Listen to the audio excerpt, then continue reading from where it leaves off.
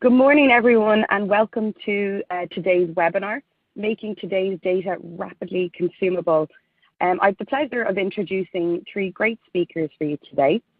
First up, we have Ian Thomas from Talend.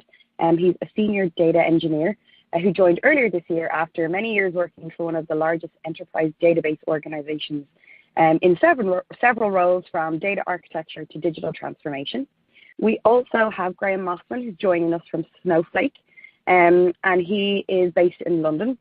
And we also then have Marcus O'Hanlon from Looker, who's one of our lead engineers based in Dublin. So guys, thanks so much for joining us today.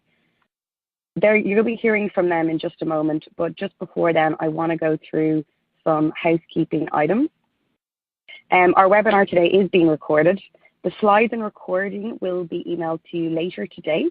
And don't forget to submit your questions in the chat window below, and we can try and ask them at the end. If we don't get around to them, we will be sure to follow up on email.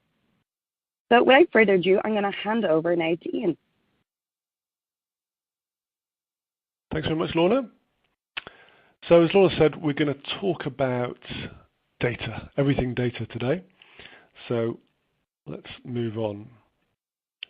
So this is the IT landscape we live in today. This is the business landscape we live in today.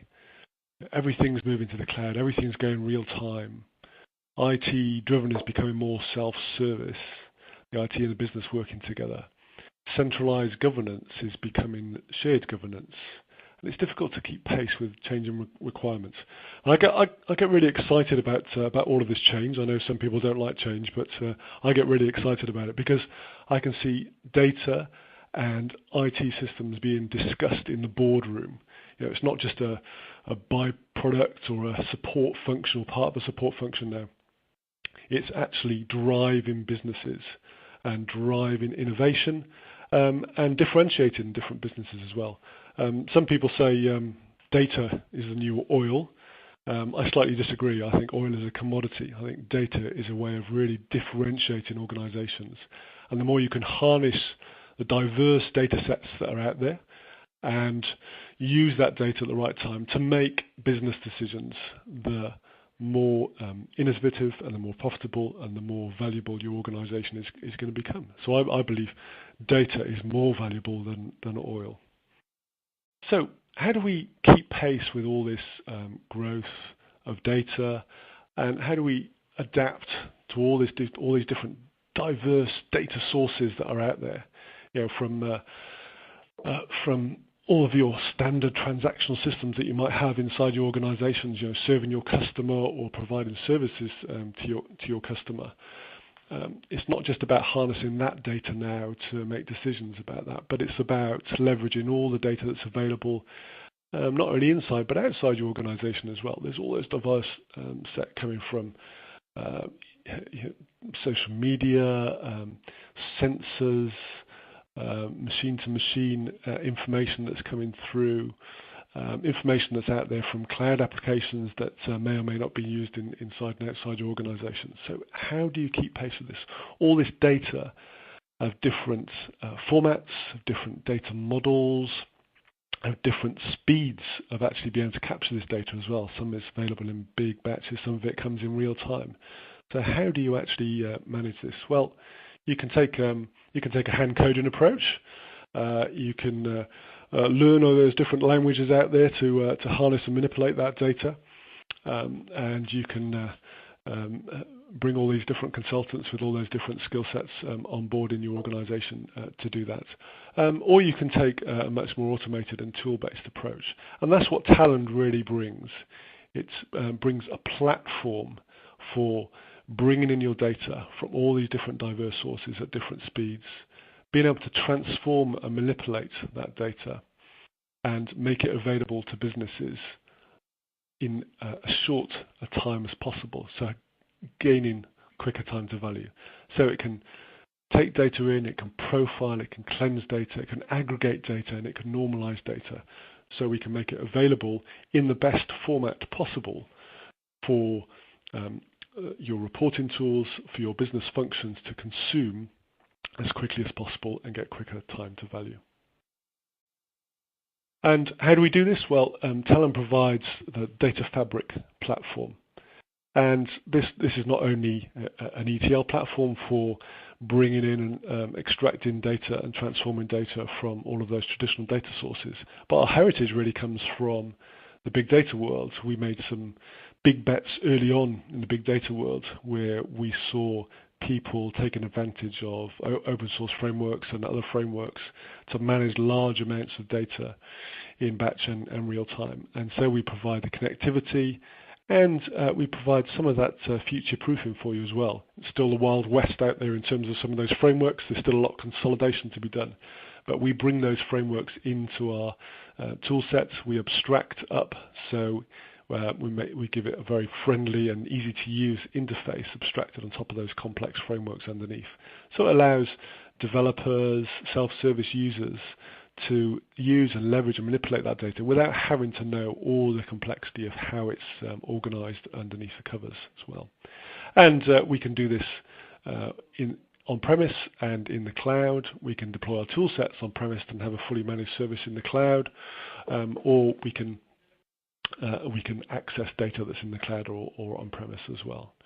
And we provide self-service tools as well. I'm going to show you some of those a little bit later.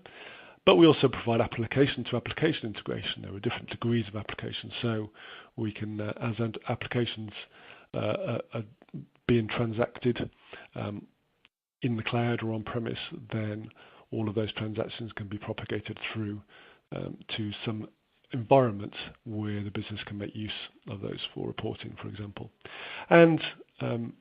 And also we provide master data management solutions as well to hold your reference data, your golden records as well, that can be shared across your different organizations as well. So consuming data and making data available as well. And we have a unified platform to do this. So whereas you might use diverse tools or diverse coding platforms to do this in the past, then we provide a unified front end, a browser-driven self-service front end, and a developer-driven studio front end, where you can do all of the above through one platform and share that data and share those resources and share those jobs amongst multiple developers and multiple self-service users as well. And where we can, we'll generate native code and we'll leverage the power of those target or source platforms as well to manage that data and organize that data as well and deploy our jobs as near as we can to the data. Again, for speed, efficiency, and faster time to value.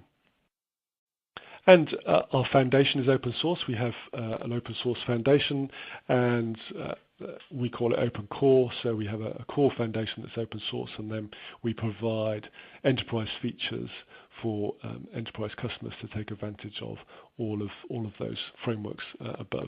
So we can leverage the data from all those different diverse sources and many more on the left, and make it available in as optimized way as possible to those providers on the right. And some of those we're going to look at today. We're going to look at our tight integration with Snowflake and Looker today to show how we can get that data as quickly and as efficiently as possible and provide your organizations with faster time to value.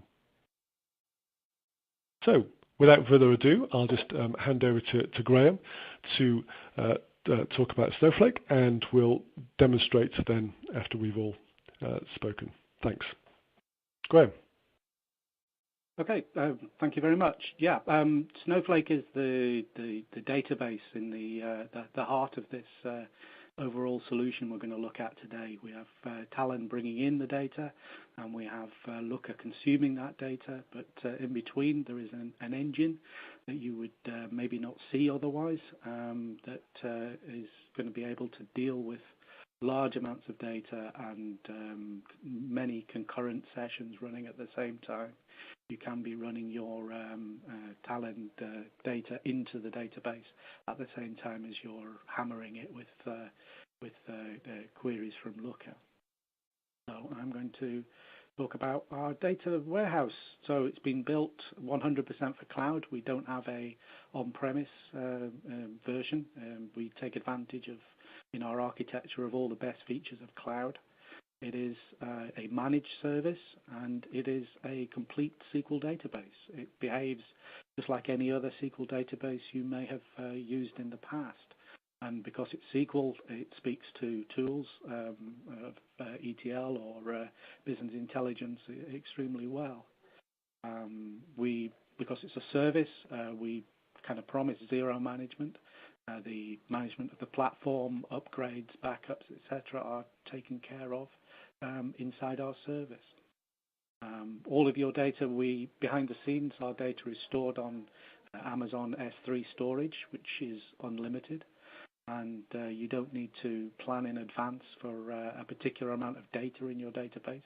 You can just bring it, and we'll be able to cope with it. And equally, the other kind, that's the volume side of the four Vs.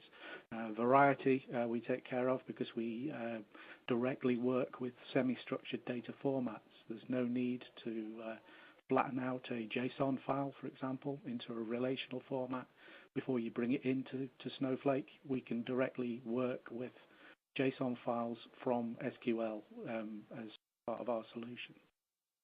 And all of your users, I'm going to show the way in which you can cope with a unlimited number of users and applications running at the same time against your data.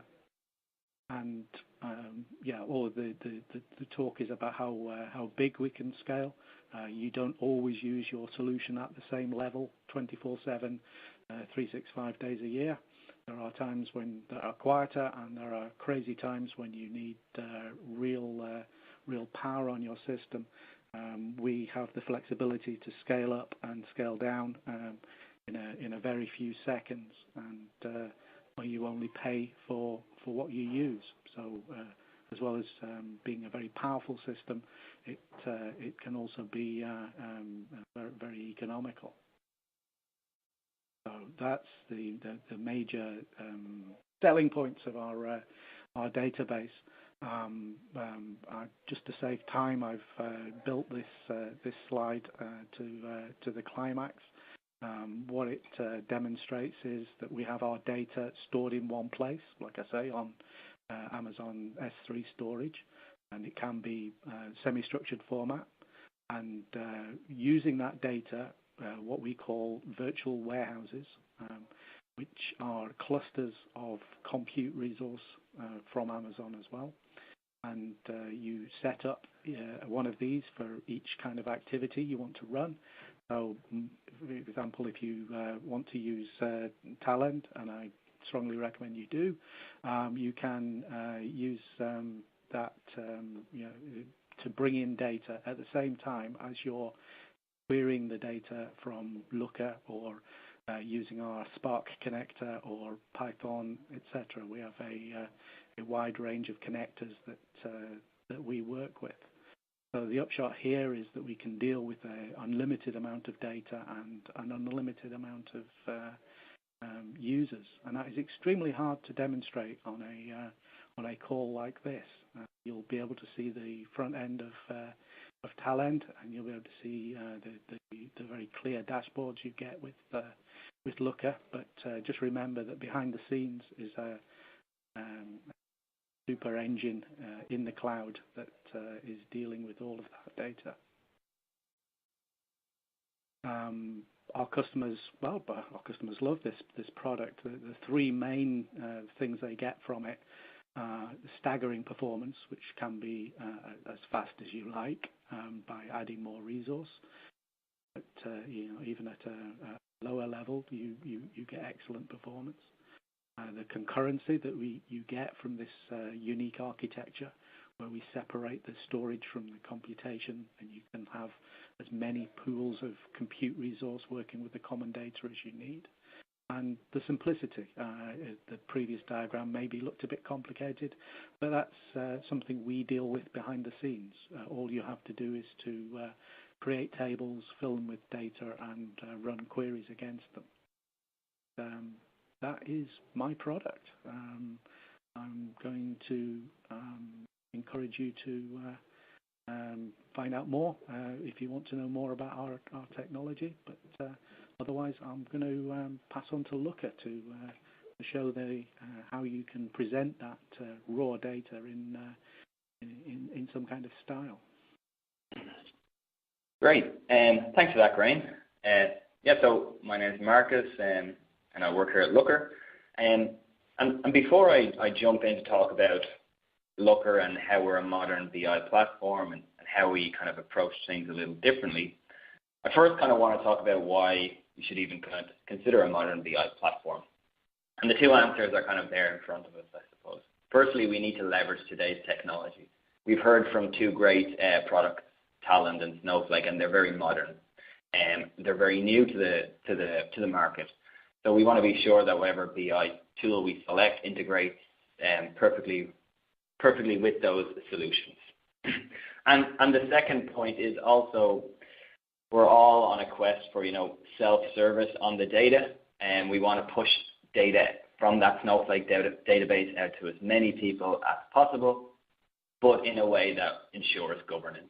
So they're kind of the key pillars that I want to talk about today.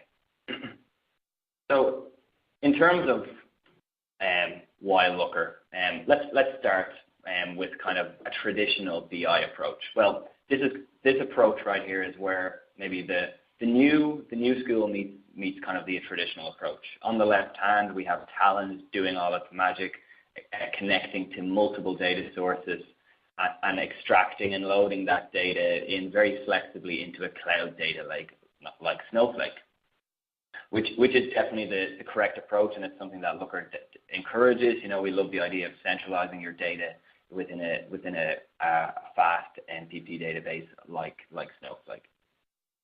But then on the right-hand side is kind of the traditional approach to business intelligence, and it's business intelligence managers, analysts extract that data from that Snowflake database. They extract it into data marts, into workbook analytics tools, and they transform that data, and then they cube it and they push it out to business users. And what we kind of think is that that's almost a duplication of the work that Talend is doing. Also, those business users who are then connecting to those workbook and data mart tools, they're not connecting to that raw, rich information coming from Snowflake. They're restricted by the data that's confined in those data marts and those workbook tools. We'd love to be able to, connect those business users directly to the database so they can ask all the questions of all of that rich data that lives in Snowflake. So with that in mind, what we're going to talk about is how we can rebuild the business intelligence stack using all of today's modern technology. And at Looker, we like to think about it as there's 4 ingredients for rebuilding this stack. We've heard from ingredient 1, and it's perhaps one of the most important, and it's flexible ETL. We've got all of these different data sources. We've got various SQL databases, MySQL, Oracle SQL databases. We've got all of our business applications, our Salesforces, our Zendesks of the world. We've got all of our custom applications. And we believe that all of that data should be flexibly harnessed and centralized into a database.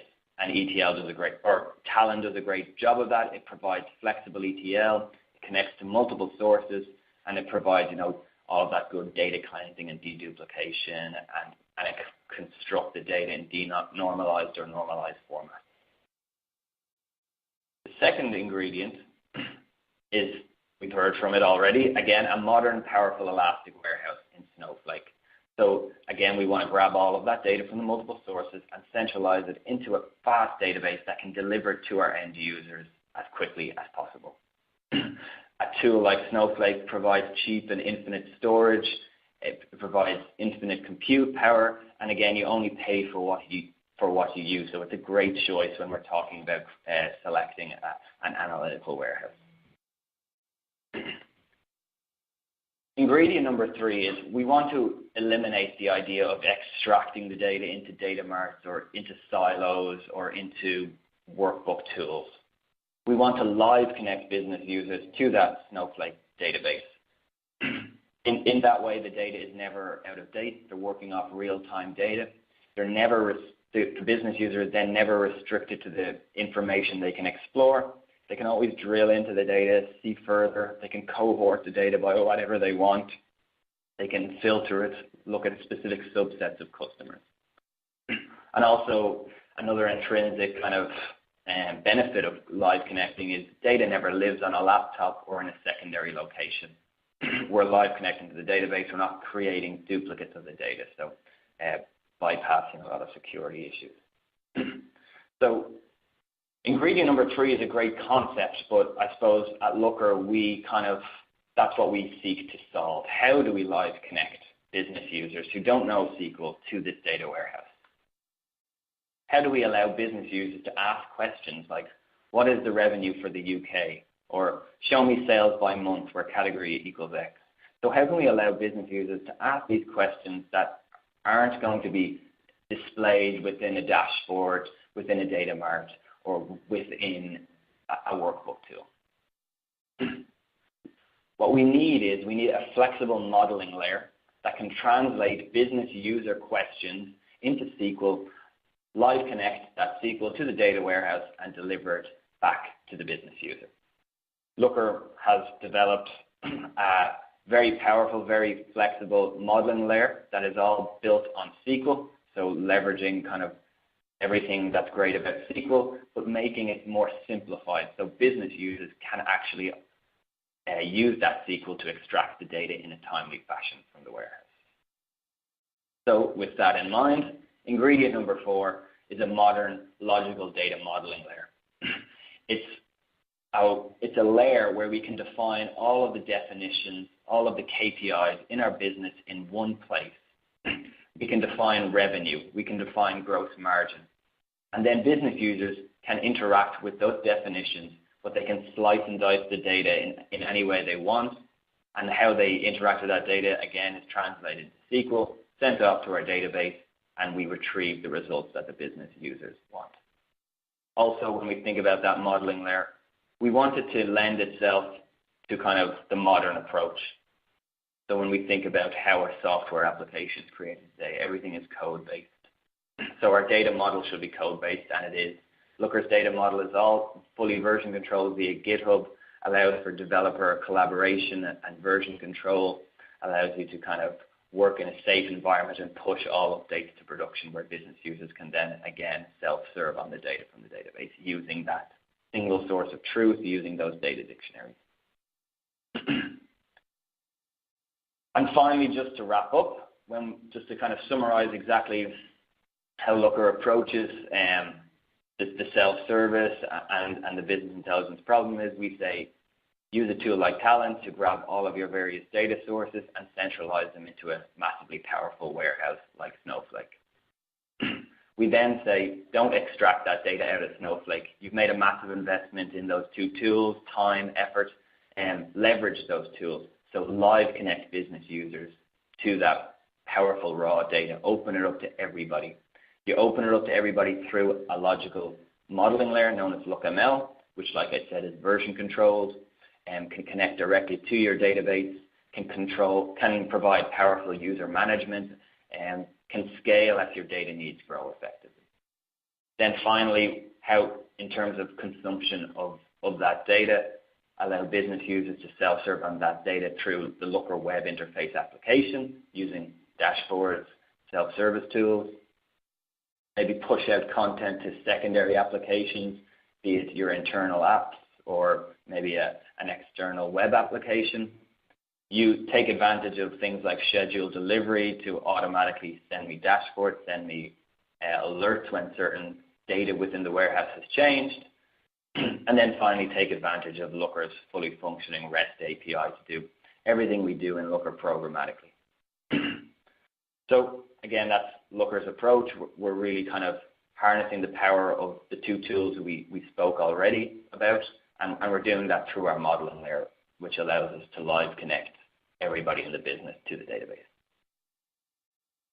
So with that in mind, what we're going to do now is we're going to jump into a live demonstration of how we can extract and load data using Talend into a data source like Snowflake, and then how Looker can actually model that and then live connect those business users to that data warehouse. So I will hand you back over to Ian. Thanks, Marcus. Okay, let's just pull up now. Hopefully, in a few seconds, we're just switching across. You'll be able to see my screen. So let's have a look. So, actually, Marcus or Lola, can you confirm? Can everyone see my screen now? It should say Talend Data Preparation.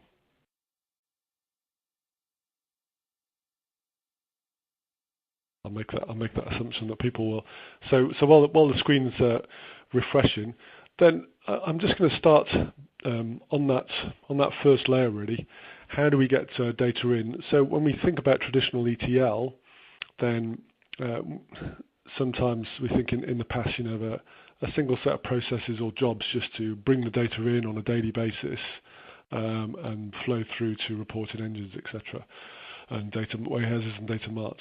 But now it's a much more iterative process. So we might look at taking candidate data sets for data scientists or data analysts to have a look at to see if it's a candidate for getting some valuable information out. So it might be an iterative process where self-service users who actually know the data, but not necessarily the technology underneath to leverage that data, want to look at the data and see, is this valuable data? Let's prepare a data set to take into my reporting environment. But then let's make that part of a governed process where IT take over to make sure that it goes in the right way, in the most efficient way, and it stays within that overall governed environment, as opposed to just being exported to an Excel spreadsheet or something similar. So let me just check. Can everyone see the login screen? Yep. Yep. Okay. Great. Excellent. So let's log in to Data Prep. Now this is our self-service tool. I'll show you our browser-driven self-service tool, and also show you our Developer Studio tool as well, our unified development environment. But this is just a brief introduction really to data preparation, something that a self-service data analyst, data scientist could use to prepare data. So we've got into a very simple browser-based interface, and today I'm Jennifer. And Jennifer Brown, and I'm a data analyst, and I'm looking at some candidate data sets. So you can see we've got three options down the left-hand side: preparations, data sets, and semantic types. Let's just very quickly cover off the semantic types. We can define or predefine different types. Now I'm going to look at a data set now, which is airline data, and I'll explain what that is in a moment. But if we look at these types here, I can predefine and standardize some of the data that I've got. So I've got, this will all become clear in a moment. So I've got something like an airline ID, and I can define some data sets, and I can use a regular expression to say, actually it's going to be a sequence of 5 numbers. So when it pulls in the data set and it sees that kind of sequence, it might attach that and say, actually, I think this is an airline ID, not just a set of numbers. And we'll look at that in a moment. The other area is preparations and data sets. Let's start with data sets. So let's just cancel that. Sorry, I can't see part of my screen, but that's okay. So data sets, we can add a data set in. So this is where we might take a sample data set. Now in this case, I can take it from a local file. If I've got enough permissions, I can take it straight from a database, so I could connect directly to a database. We don't always want self-service users who don't know about databases to do that, but I can pull up stuff from file, or actually from a Talend job. So I can have data that's pushed into here, or I can kick off a job to go and get me some data. Again, part of this governed process. So in this case, let's take a file. So I'm going to take an Excel spreadsheet here, and I'm going to upload this spreadsheet into the data preparation repository, and we can just do a very quick bit of analysis as part of the demonstration. So we can see we get an Excel-like view. That's what lots of end users love.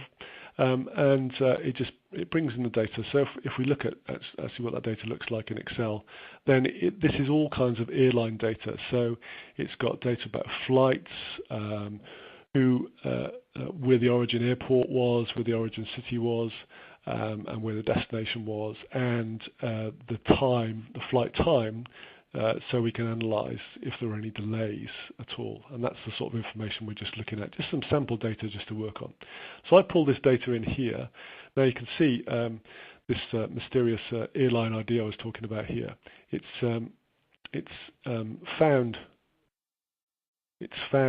some data with a sequence of, it's 5 numbers, and it say, well, this because I've got this semantic type defined, then it's said that's probably an airline ID. But if we just want it as text or an integer or a decimal, etc., then we can set it to that. But it says, well, actually, it's 99.8% of this data conforms to this type that I predefined. So in this way, you can start to standardize data and see if there's any divergence. And from this little orange button here, I can see, well, there are actually the 3 invalid rows.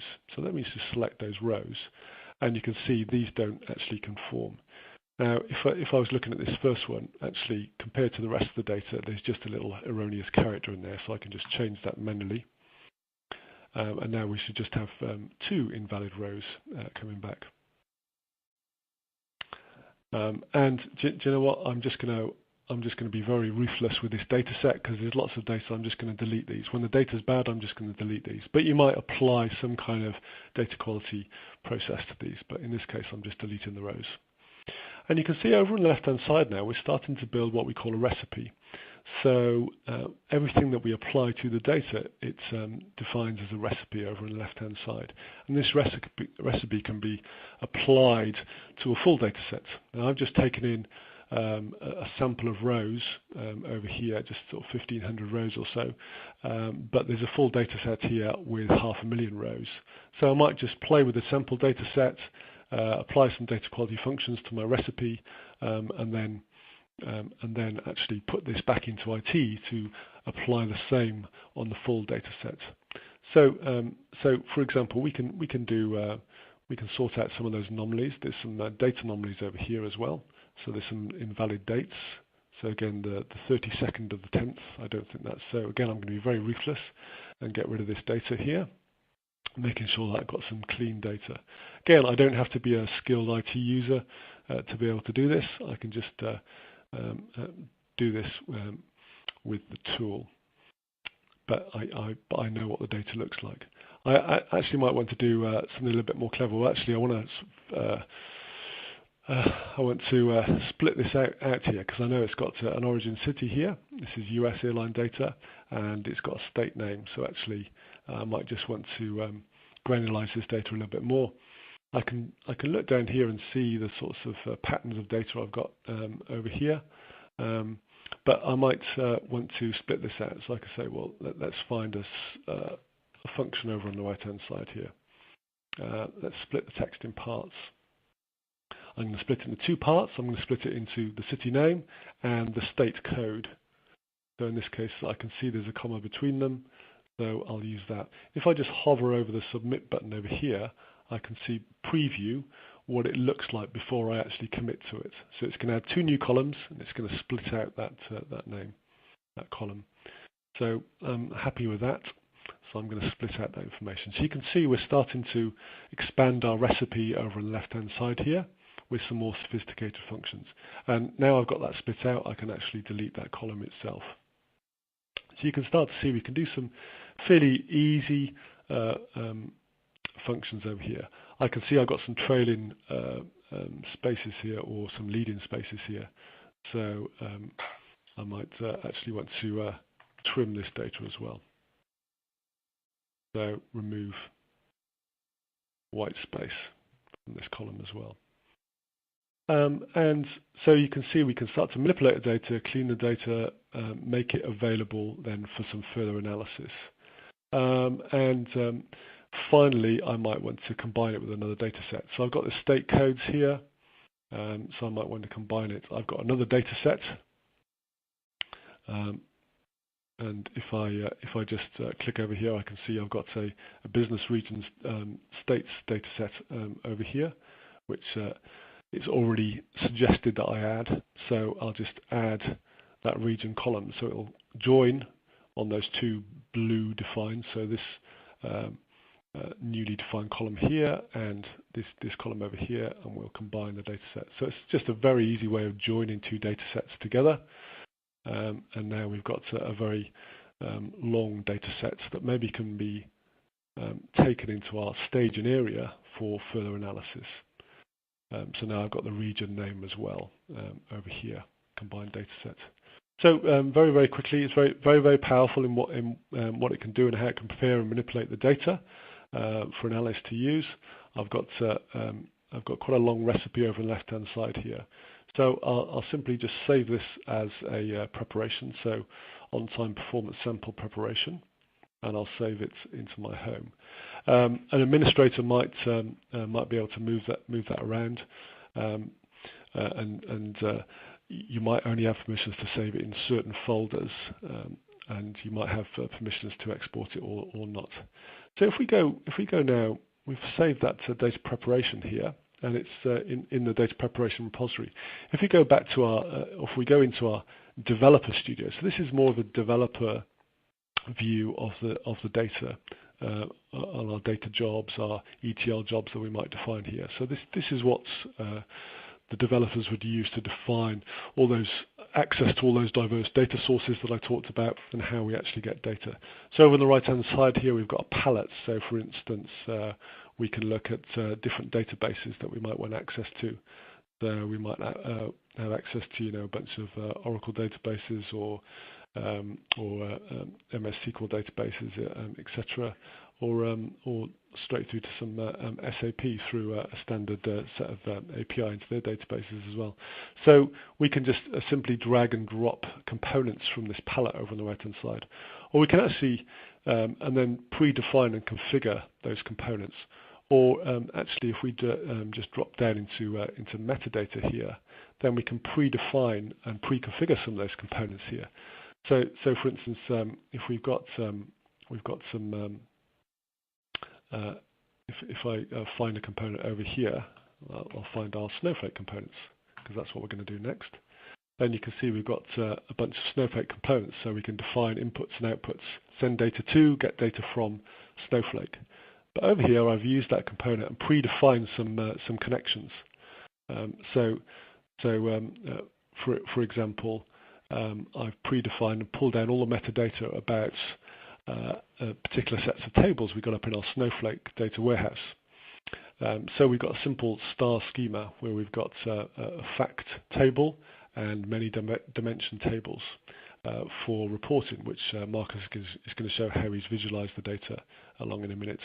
So for example, in this case, we've done our data prep, and we're going to point it at our data source, which in this case was just that Excel spreadsheet, but it's the full set of data, and we're going to run it through our recipe and send it up to Snowflake. We can choose our preparation that we've just defined, and we can do some mapping, and then we can send it to say a staging area for further processing. So if I just dump that over there, we can say we're going to send it out to Snowflake, and if I predefine my mapping coming from that data prep, then I can simply just set up a job. That's how easy it is to design jobs to get your data into Snowflake. And over here we've got other diverse data sources such as weather, for example. Now, if I want to define some weather data over here, then I can look at a JSON format, either JSON documents that are being exported, or we can connect directly to a streaming API from the Open Weather Map interface on the web and pull that data in on a regular basis or in near real time. And we simply just define the mapping over here between what the JSON looks like, and we want to flatten this data out to get it into the data warehouse. So we just define all those different mappings over here, and we can see what it actually looks like when we get that weather data in. So I just wanted to give you a very brief kind of overview of how you actually get different kinds of data from different diverse data sets.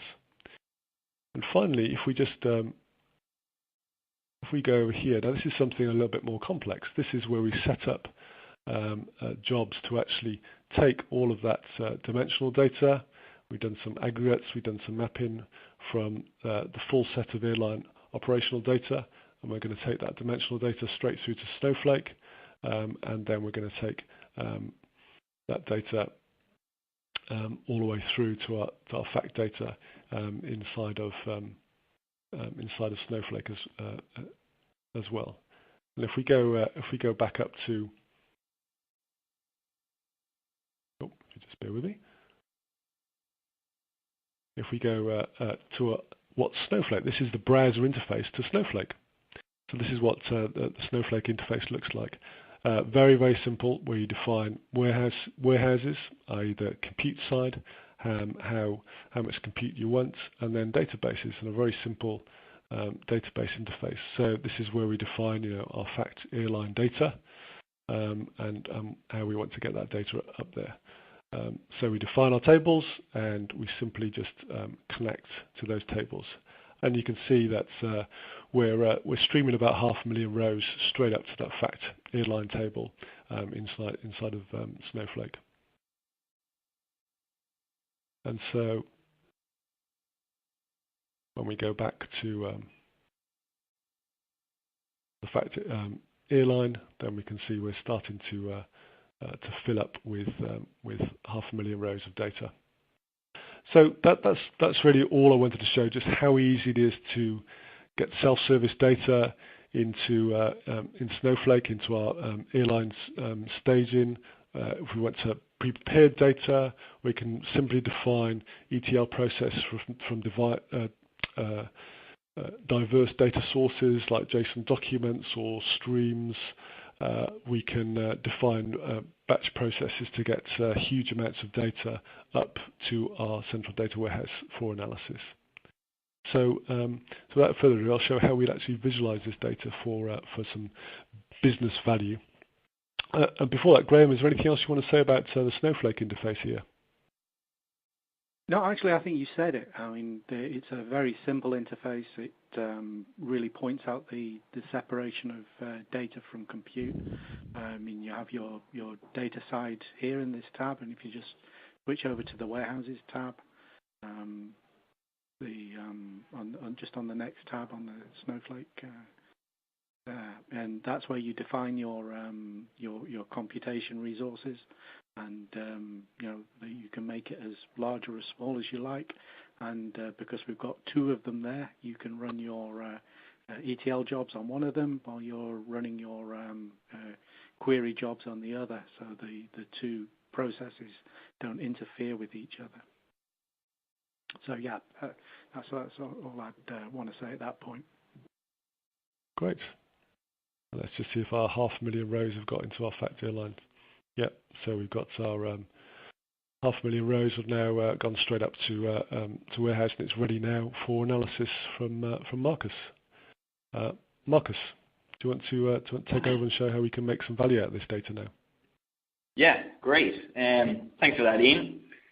So like Ian said, what I'm going to do is I'm going to live connect to Looker, and we're going to set up a nice data model that defines all of that great work that Ian has done, define what lives in this database, in this Snowflake database, and then we'll show how then business users can actually just start querying Snowflake directly and accessing all that nice data. And I might just ask, can people see my screen? Okay. Yeah, I can see it now. Perfect. So we are in the Looker platform right now. Looker is a web-based application, so no need to download any desktop applications. Simply access it via the web. Looker works on your mobile, your tablet, anywhere you can get a browser, you can get Looker. And right now I'm in the Looker administration panel, and I have connected to a database, Talend Snowflake, that I've highlighted here. So what we're going to do is we're going to create the LookML model to define that. So I'm going to manage my LookML project. LookML is our data modeling language. Again, it's an abstraction of SQL. And I'm just going to go ahead and create a new project for all that data that Ian has brought into Snowflake. We'll call it airline data. I'm going to select my connection. I want to connect to that Talend Snowflake database. And I want Looker to build a view for every table. And as we'll find out during the course of this demo, a view is basically code for the tables in my database. So I'm just going to go ahead and create a project. And then what Looker is doing is it's going off to that Snowflake database, identifying all those tables that Ian kindly put in there for us using Talend. And it's then building up code to define every table. It's also going to try and seek to identify relationships in those tables. So basically, can we identify any join parameters? So depending on how well Ian has named his column names, Looker is going to predefine joins and allow business users to actually start extracting data from different tables and putting in the SQL joins where applicable. So let's jump in and see what Looker's done here. First thing, when Looker connects to that database, it's got, like I said, it'll identify all the tables. And it will create a view file for every table. So you can see we've got that fact airline table with all that rich kind of event data. We've then got our kind of dimension tables, our airports, our planes, our weather. So let's jump into one of the view files and see what Looker has done. So what it's done is it's basically machine-generated 4-line pieces of code for every column in your table. So you'll notice a little SQL statement down here. So everything is an abstraction of SQL. What Looker has done is it's identified a column in my database called ID, and it's exposed it to the business users, so now they can self-serve on it. And what's nice, because this is an abstraction of SQL, I can start writing all my SQL syntax in here, doing some cleaning. So case when is null, then X, Y, or Z. And in that way, maybe some of the cleaning that our database analyst or our ETL analyst has missed out on, me as a BI manager or data analyst, I can actually do those cleaning operations. Also, if we scroll down, we'll notice Looker's also created a single measure. So we can imagine a dimension being something that we would group by and a measure being something that we would aggregate by. Now, out of the box, Looker has a series of different aggregate types. We have count, max, median, min, numbers, sums, all of those great types of aggregates. And this one is a count, which is ultimately a count star. You can use Looker's kind of predefined aggregate types, or if you're more comfortable writing your SQL, you can, of course, just write sum and then input whatever kind of variable you want in there. So let's sum ID, which probably wouldn't make much sense, but you get the picture. So in this way, we can define our logic, define kind of what lives in those tables.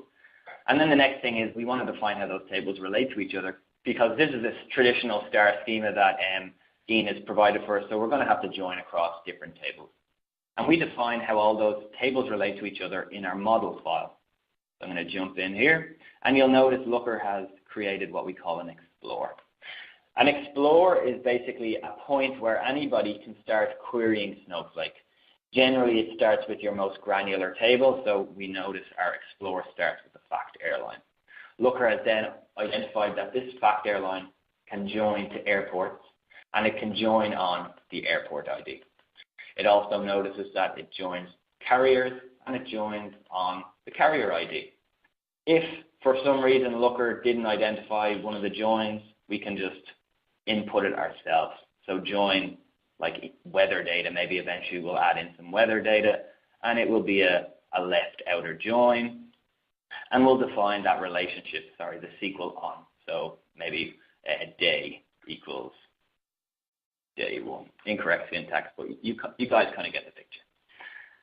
Okay, and when we've kind of pre-built all that, we've pre-built that model, we can then start exploring the data. So let's explore this fact airline table.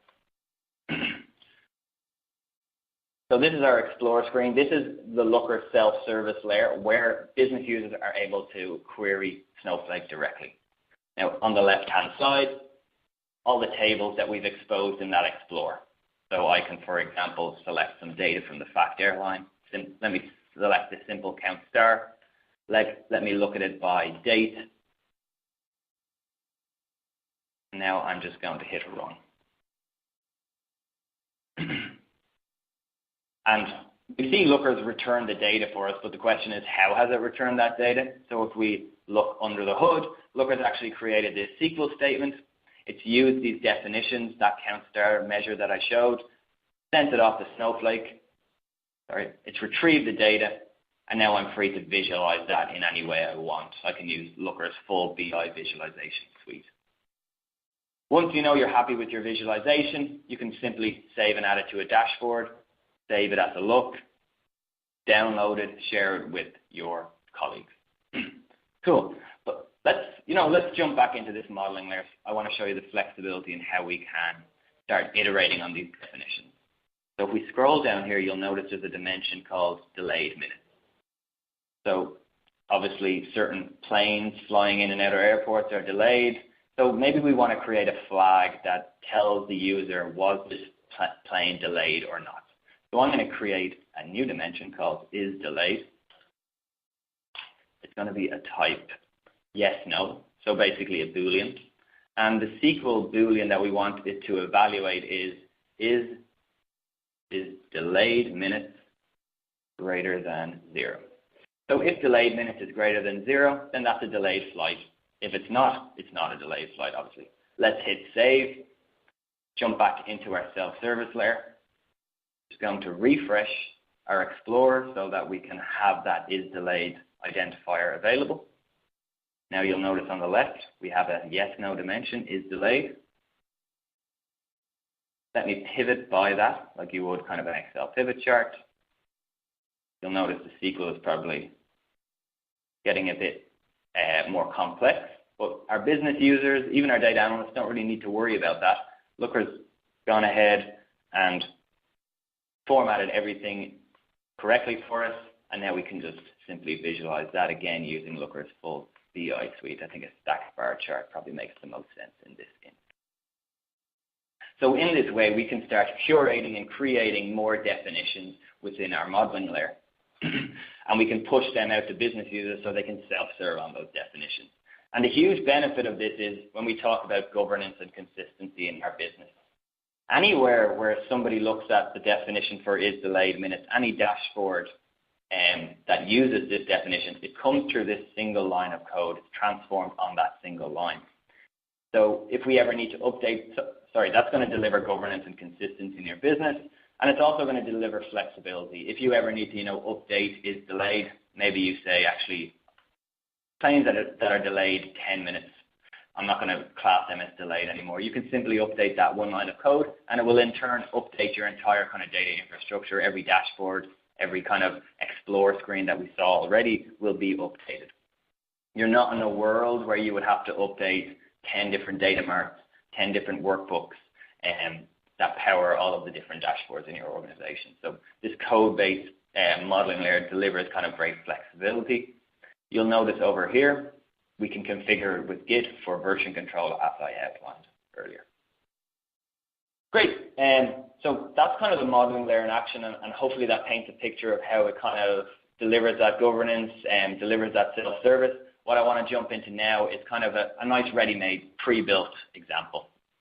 So like here's something I prepared earlier kind of thing, and we're looking at kind of all of our airlines, all of our kind of airports, all of our carriers at a top line, and we're looking at kind of, we've already defined that modeling layer, and we can report on kind of complex transformations like delayed minutes, or total delayed flights, or just simple total flights, or the total airtime in hours within a specific time period. We can, of course, filter on any specific dimension we like. If we come over here and hit run, everything will be refreshed against that Snowflake database in real time.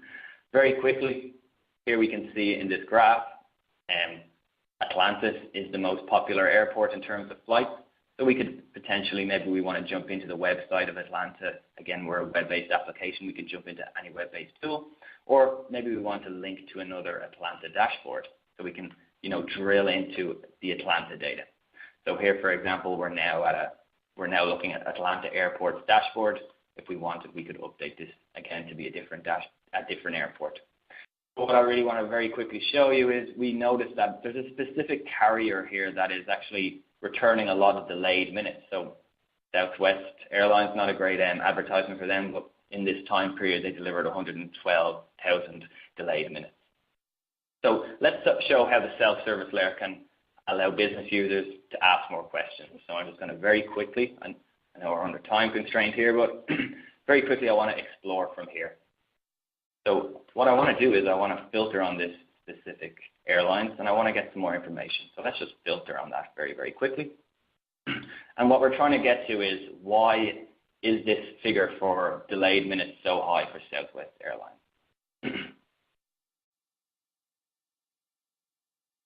Sorry, 1 second. We actually want to filter on Delta connections. Again, hit run. So we'll notice that their total delayed minutes is very high.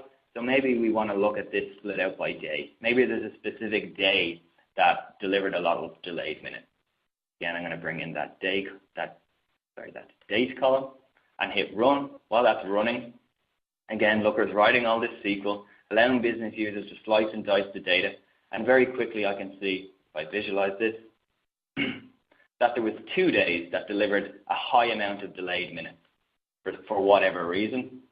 So I was able to get to the answer of my question very quickly without the need to go back to a SQL or a data analyst. And that's what Looker's trying to do. It's trying to, open up that database so everybody can answer their own questions. And without further ado, I'm going to pass you back to Lorna to wrap up and see if there's any more questions. Thanks, Marcus. So I know we had a key takeaway slide, which I want to answer some questions. So in the effort of wrapping up before 11, we will be sending these slides in the recording afterwards. And just to let you all know, Talend Connect is on in Paris on the 17th of October, and if you'd like to attend, you can register here. And also Snowflake and Looker and Talend are sponsoring the Snowflake Breakfast. So it's snowflakedataforbreakfast.com, and you can register for Paris, Berlin and Stockholm if you're in any of those areas for any more deep dives and hearing more from these data leaders. So I have some questions. I'm going to try and get through 1 or 2 in the next 3 minutes. So our first one we have from Mark, and this was Ian, kind of for yourself or Graham. Does Talend cover all relevant data management processes for the Snowflake data warehouse? Okay, I was trying to answer some of these on the fly, but I'm not sure the interface is working that well. But yes, by all means, send that through if I don't answer it properly. But we can deliver data to and from Snowflake, or we can upload batch data in file format to S3 buckets that can be consumed by Snowflake. So all of the main processes that get data in and out of Snowflake, we can cover. Perfect. Yeah, I can send all of these questions that are coming through. There's a few here. And someone asked then, when would I need Snowflake compared to, for an example, a Redshift? Yeah, that's Great. one of my favorite questions. Really, when concurrency becomes a problem, when you're running large amounts of ETL and large amounts of dashboard sessions and maybe other activities on the system at the same time, that's when you need the kind of infinite flexibility of Snowflake and our ability to scale up and down really quickly.